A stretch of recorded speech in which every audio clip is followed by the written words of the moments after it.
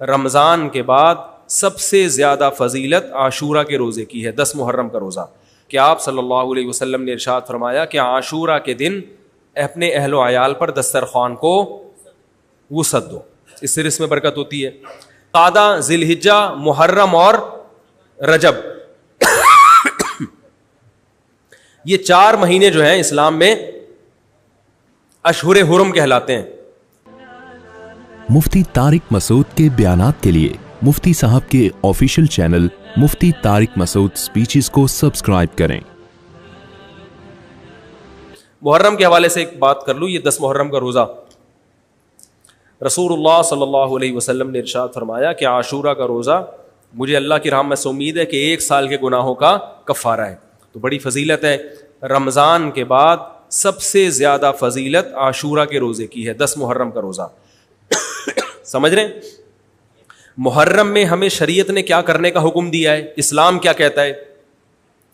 پہلی بات, اسلام یہ کہتا ہے کہ محرم میں روزے رکھنا دوسرے مہینوں کی نسبت زیادہ ثواب ہے. رمضان کے بعد تو زیادہ سے زیادہ روزے رکھیں, اور اسپیشلی 10 محرم کا روزہ 1 سال کے گناہوں کا کفارہ ہے, یہ اور زیادہ ثواب ہے.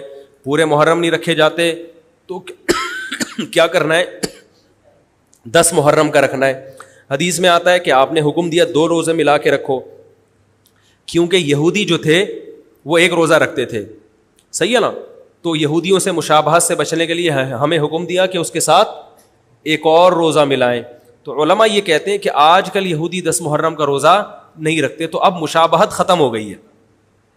تو اگر کوئی 9, 10 یا 10, 11 کا رکھ لے تو اچھی بات ہے, نہیں تو صرف 10 محرم کا بھی رکھ لے تو بھی انشاءاللہ پورا ثواب ملے گا, کیونکہ اب اس میں مشابہت رہی نہیں ہے.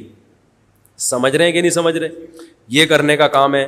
دوسرا کام, محرم میں گناہ دوسرے مہینوں کی نسبت زیادہ, اس کی قباحت زیادہ بڑھ جاتی ہے, کیونکہ 4 مہینے محترم ہیں, شوال, ذیقعدہ, ذیقعدہ, ذی الحجہ, محرم اور رجب. یہ 4 مہینے جو ہیں اسلام میں اشہر حرم کہلاتے ہیں. قرآن کہہ رہا ہے فلا تظلموا فیہن انفسکم, ان میں اپنی جانوں پہ ظلم مت کرو. یہ ماتم کرنا بھی تو ظلم ہے نا اپنی جان پہ. تو اللہ نے فرمایا ان 4 مہینوں میں اپنی جان پہ ظلم مت کرو. کسی بھی طرح سے ظلم ہو, جسمانی ظلم ہو, روحانی ظلم ہو. جسمانی ظلم ماتم کر کے بھی ہو سکتا ہے, اور انگاروں پہ چل کے بھی ہو سکتا ہے, اپنے آپ کو پیٹ کے بھی ہو سکتا ہے. روحانی ظلم کیا ہے؟ گناہ کر کا. تو نہ گناہ کرنے کی اجازت, نہ کسی اور طرح سے. عام مہینوں میں بھی ظلم کی اجازت نہیں ہے, نہ اپنے اوپر اور نہ کسی اور پر. تو ان 4 مہینوں میں ظلم کی نوعیت بڑھ جاتی ہے. سمجھ رہے ہیں؟ یہ ایک محرم کی فضیلت ہے اسلام میں. اور تیسری فضیلت جو محرم کی, جو بعض روایات سے ثابت ہے, یعنی جو فضیلت تو نہیں کہیں گے اس کو, جو محرم میں کرنے کا کام ہے, وہ بعض احادیث میں آتا ہے کہ آپ صلی اللہ علیہ وسلم نے ارشاد فرمایا کہ عاشورہ کے دن اپنے اہل و عیال پر دسترخوان کو وسعت دو, اس سے اس میں برکت ہوتی ہے. لیکن یہ جو حدیث ہے یہ ضعیف ہے, سند کے لحاظ سے پاورفل اور مضبوط نہیں ہے. بعض علماء نے کہا کہ اس کثرت طرق کی وجہ سے حسن کے درجے کو پہنچ گئی ہے. ہمارے ہی بعض اکابر علماء کی رائے ہے, علماء جو بر صغیر کے علماء, بڑے بڑے علماء ہیں, میں نام نہیں ذکر کرتا لیکن بہت بڑی اپر لیول کے علماء ہیں, ان کی رائے یہ ہے کہ یہ ضعیف, اتنی ضعیف نہیں ہے کہ بالکل ہی مسترد کر دی جائے, ٹھیک ہے نا, اور تعدد طرق کی وجہ سے درجہ حسن کو پہنچ گئی ہے. علامہ ابن تیمیہ رحمہ اللہ تعالی, جن کو سعودی عرب میں بہت فالو کیا جاتا ہے, ان کی رائے اور سلفی علماء کی رائے, جو سعودی عرب کے العثیمین, بن باز وغیرہ تھے, ان کی رائے یہ کہ یہ حدیث بالکل صحیح نہیں ہے, اور اس کی کوئی حیثیت نہیں ہے کہ دسترخوان کو وسیع کیا جائے اور عاشورہ کے دن کھانا کھلایا جائے. سمجھ رہے کہ نہیں سمجھ رہے؟ لیکن جو دوسری طرف معتدل علماء, معتدل سے مراد میں ان کو برا نہیں کہہ رہا, لیکن وہ انہوں نے حدیث کی جو, اب اگر آپ سندوں کی تحقیق کریں گے تو اس کو بالکل من گھڑت قرار دینا درست نہیں ہے. اگر سندوں کی تحقیق کریں گے تو ایسا معلوم ہوتا ہے کہ علامہ ابن تیمیہ رحمہ اللہ تعالی, جو ہمارے لیے قابل احترام ہے, انہوں نے اس حدیث کو رد کرنے میں تھوڑا مبالغہ سے کام لیا, غلو کیا ہے. ایسا نہیں ہے کہ بالکل ہی اس کی کوئی ویلیو نہیں ہے. تو ضعیف روایتیں ہیں لیکن کثرت طرق کی وجہ سے درجہ حسن کو پہنچ گئی ہے. سمجھ رہے کہ نہیں سمجھ رہے؟ اس وجہ سے بعض علماء کی رائے بلکہ جمہور کی رائے یہی ہے کہ محرم میں اگر کوئی اپنے بچوں کو جمع کر کے اچھا کھانا کھلا دیتا ہے 10 محرم کو, اور یہ حلیم شاید یہیں سے نکلا ہے, شاید یہیں سے نکلا ہے کہ یوں وہ اچھا کھانا ہو جائے گا, تو وہ کہتے ہیں کوئی حرج نہیں ہے. لیکن ایک بات جو دوسرے علماء کہتے ہیں, جو میری بھی سمجھ میں آتا ہے, بلکہ میں نے پہلے کہیں پڑھا تو نہیں, میرا دماغ اس طرف گیا, لیکن اس کی تائید میں علماء کے فتاوی مل گئے. دیکھو, اگر کوئی حدیث ضعیف ہو یا حسن ہو تو صرف حسن ہونا کافی نہیں ہے, یہ دیکھا جائے گا کہ یہ دوسری صحیح حدیثوں سے ٹکرا تو نہیں رہی ہے. یہ بھی ایک فقہ کا اصول ہے کہ اگر ایک کمزور چیز ہے لیکن وہ طاقتور دلیل سے ٹکرا رہی ہے تو پھر اس کمزور چیز کو بالکل رد کیا جائے گا. تو عاشورہ کے دن روزہ رکھنے کا حکم ہے, یہ بالکل بخاری مسلم کی صحیح حدیث سے ثابت ہے. اور جو کھانا کھلانے والی روایت ہے وہ اس ٹکر کی نہیں, اس کو تو ابن تیمیہ جیسے محقق نے بالکل ہی کالعدم قرار دے دیا, بعض عرب علماء نے بھی بالکل کالعدم قرار دے دیا, اگرچہ ہماری رائے ہے کہ بالکل کالعدم نہیں ہے, لیکن بہرحال اس میں محدثین کا بڑا اختلاف ہوا ہے. جبکہ روزہ رکھنے والی جو روایات ہیں وہ بالکل بے غبار ہیں, ان کو سب صحیح مانتے ہیں. تو کھانا کھلانا اور روزہ جمع بولو بھائی نہیں ہو سکتا, اس لیے کہ اگر وہ روزے کا دن ہے تو کھانے کا دن نہیں ہے, کھانے کا دن ہے تو روزے کا نہیں. ابن تیمیہ رحمہ اللہ تعالیٰ کی رائے یہ ہے کہ بعض لوگوں نے شیعہ کی مخالفت میں غلو کیا ہے. شیعہ نے اس دن کو چونکہ منحوس بنا دیا 10 محرم کو, تو انہوں نے مخالفت میں اس دن کو ایک سیلیبریٹ کرنے کے لیے نا کھانا کھلانے کا حکم دے دیا کہ ہم منحوس نہیں سمجھتے بلکہ اس کا کیا کریں گے, اپوزٹ کے کھاؤ اور کھلاؤ. تو انہوں نے کہا یہ بھی غلو ہوا ہے دوسری طرف. بھائی منحوس نہیں ہے, مبارک ہے ہماری نظر میں, لیکن اتنا مبارک کہ اس میں کھانا کھلانا اور یعنی عید والا عنصر کھانا کھلانا تو عید کے دن ہوتا ہے نا, تو عید نہیں ہے بہرحال.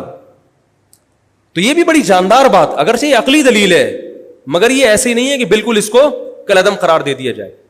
تو اب علماء نے دونوں حدیثوں کو تطبیق کی کوشش کی علماء نے کہ بھئی کھانا بھی کھلاؤ اور روزہ بھی رکھو, افطاری میں کھلا دو, سحری اور افطاری میں. تو بات یہ ہے کہ افطاری میں اگر آپ کھلائیں گے تو وہ 11 محرم شروع ہو چکی ہوگی, وہ 10 محرم بولو بھائی نہیں رہے گی. دوسرا سحری میں جو کھلانے کا مسئلہ ہے نا, سحری میں تو سحری میں جب ہم کوئی کہتے ہیں نا فلاں دن یہ کام کرنا ہے فلاں دن, تو اس سے لغت میں جو ذہن میں متبادر ہوتا ہے نا وہ دن کا وقت ہے, وہ 3:30 پونے 4 کا وقت نہیں ہوتا. یہی وجہ ہے کہ جو لوگ اس حدیث پر عمل کرتے ہیں عاشورہ والی, وہ دن میں کھانا کھلاتے ہیں, دوپہر کے ٹائم لنچ کرتے ہیں. وہ افطاری میں تو ویسے ہی دسترخوان وسیع ہوتا ہے بھوک کی وجہ سے. ارے بابا وہ تو ویسے ہی بچوں کو جب روزہ رکھا ہوا ہے تو اچھا کھلاؤ, سحری اچھی کراؤ, اور افطاری وہ تو ویسے ہی بھوک کی وجہ سے رمضان میں دیکھو نا کیسے کھلے دسترخوان ہوتے ہیں.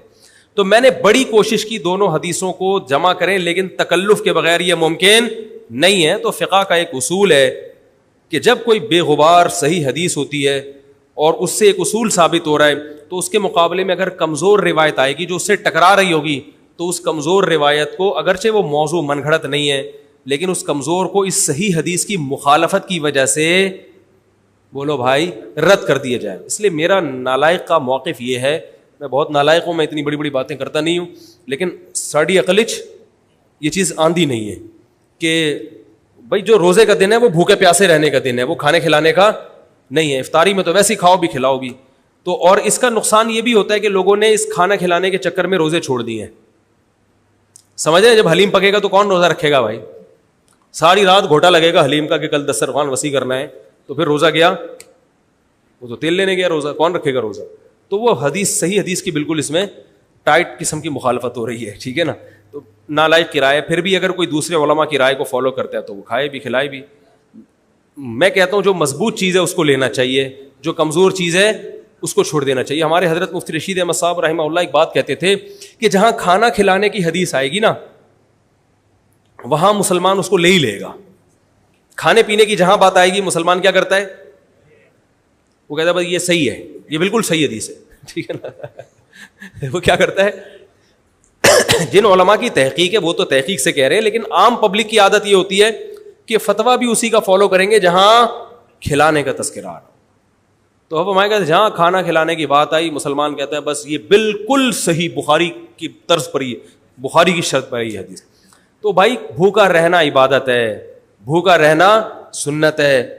بچوں کو تو ویسے ہی کھلاؤ, عاشورہ ہو یا نہیں ہو, اور سحری افطاری کرا دو, اچھی سی روزہ رکھواؤ. اور جو بالکل چھوٹے بچے ہیں وہ تو ویسے ہی کھاتے ہیں. تو اس لیے, اور پھر اس کا نقصان کیا ہو رہا ہے, حلیم کے گھوٹے لگ رہے ہیں پوری پوری رات بیٹھ کے, اس کے الگ نقصانات ہیں, سبیلیں لگ رہی ہیں. حضرت حسین رضی اللہ تعالیٰ عنہ تو کربلا میں شدید گرمی میں بھوکے اور پیاسے اپنی جان دیتے ہیں, اور یہاں ہم کیا کر رہے ہیں, کھانا کھا رہے ہیں, دیگیں پکا رہے ہیں, شربت پی رہے ہیں. تو یہ بات عقل میں آنے والی نہیں ہے. تو عاشورہ کے دن کی مناسبت سے روزہ ہی ہے, وہ روزہ رکھنے کا دن ہے. اللہ تعالیٰ عمل کی توفیق عطا فرمائے. وما علینا الا البلاغ.